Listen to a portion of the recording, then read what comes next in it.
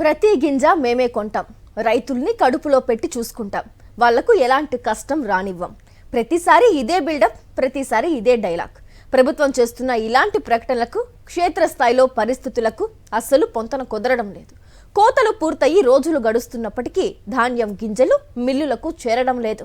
కనీసం గోనె సంచులిచ్చే నాదుడే లేడు. దీంతో ఆరుగాలం శ్రమించి పంటలు పండించిన రైతుల కష్టాన్ని దళారులు, మిల్లర్లు కుమ్మక్కై గద్దల్లా తన్నుకుపోవాలని చూస్తున్నారు. ఎన్టీఆర్ జిల్లాలో ధాన్యం కొనుగోళ్ల ప్రక్రియలో జాప్యం కారణంగా అన్నదాతలు ఎదుర్కొంటున్న దుర్భర పరిస్థితులపై సాక్షి టీవీ కథనం. ఎన్టీఆర్ జిల్లాలో ఈ ఏడాది రబీలో 1.20 లక్షల మెట్రిక్ టన్నుల ధాన్యం సేకరించాలని లక్ష్యంగా పెట్టుకున్నారు అధికారులు. ఇందులో భాగంగా జిల్లా వ్యాప్తంగా 135 రైతు సేవా కేంద్రాల్లో ధాన్యం కొనుగోళ్లు చేయాలని ప్రభుత్వం భావించింది. ఏప్రిల్ 1 నుంచి ధాన్యం కొనుగోళ్లు ప్రారంభమైనట్లు ప్రజాప్రతినిధులు ఆర్భాటంగా ప్రకటనలు చేశారు. కట్ చేస్తే నేటికి 60% కేంద్రాల్లో మాత్రమే అరకొర కొనుగోళ్లు జరుగుతున్నాయి. తిరగేయటం, లాటు కొట్టడం, సార్ల కాడికి వెళ్ళి మిల్లు కాడికి వెళ్ళి బస్తాలు ఇవ్వమని అడగటం, మరి వీకాపీ ఆఫీస్కి వెళ్ళి అడగటం, ఇలా చేస్తా ఉన్నాను. నాళ్ళ నుంచి ఇప్పటికీ నాది ఒక్క బస్తా కూడా వేయలేదు. మరి మిల్లు కాడికి వెళ్ళాను, సంచులు లేవు అని చెప్పి అని అంటూ ఉన్నారు. తర్వాత రాత్రి కూడా వెళ్ళాను. రాత్రి వెళ్తే టార్గెట్ అయిపోయింది, మీ వడ్లు మేము కొనలేము అని చెప్పి చెప్తా ఉన్నారు. గిట్టుబాటు ధర, వేగవంతమైన కొనుగోళ్లు, పారదర్శక చెల్లింపులతో ప్రభుత్వం రైతుల కోసం కట్టుబడి పనిచేస్తుందని మంత్రులు పదే పదే డబ్బాలు కొడుతున్నప్పటికీ క్షేత్రస్థాయిలో మాత్రం అన్నదాతలకు అవస్థలు తప్పడం లేదు.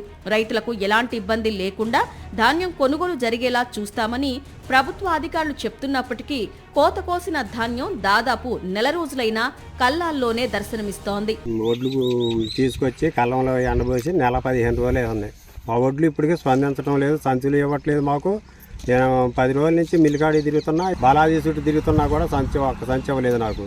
ఇవ్వకుండా నుండి ఏత్తాం కంగారు పడితే అట్టయిద్దని చెప్పడమే గానీ ఇప్పటికే సంచులు ఇవ్వలేదు నాకు.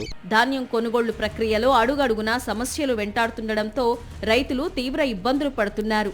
ధాన్యం సిద్ధంగా ఉన్న సంచులు లేక, లారీలు రాక రైతు సేవా కేంద్రాలు, సొసైటీల చుట్టూ ప్రదక్షిణలు చేస్తున్నారు రైతులు. అదే సమయంలో తరుగు, నోకా పేరుతో మిల్లర్లు అడ్డగోలుగా రైతులను దోచుకుంటున్నారు.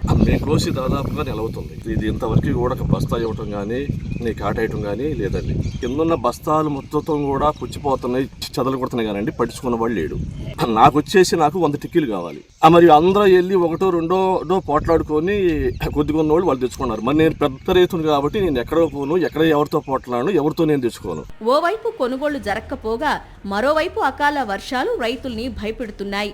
తేమ శాతం తగ్గించేందుకు పంటను ఆరబెడుతుంటే వాతావరణ మార్పులతో రైతులు ఇబ్బంది పడుతున్నారు. వర్షం రాకముందే తమ పంటను కొనుగోలు చేసి ఆదుకోవాలని విజ్ఞప్తి చేస్తున్నారు. పైన వాతావరణం కూడా అనుకూలించట్లేదు. వర్షం వచ్చే ధాన్యం మొత్తం దాదాపు 200-300 బండ్లు ట్రాక్టర్లే ఉన్నాయి, 4 లారీలు ఉన్నాయి. ఇంతవరకు దిగుమతి లేదు.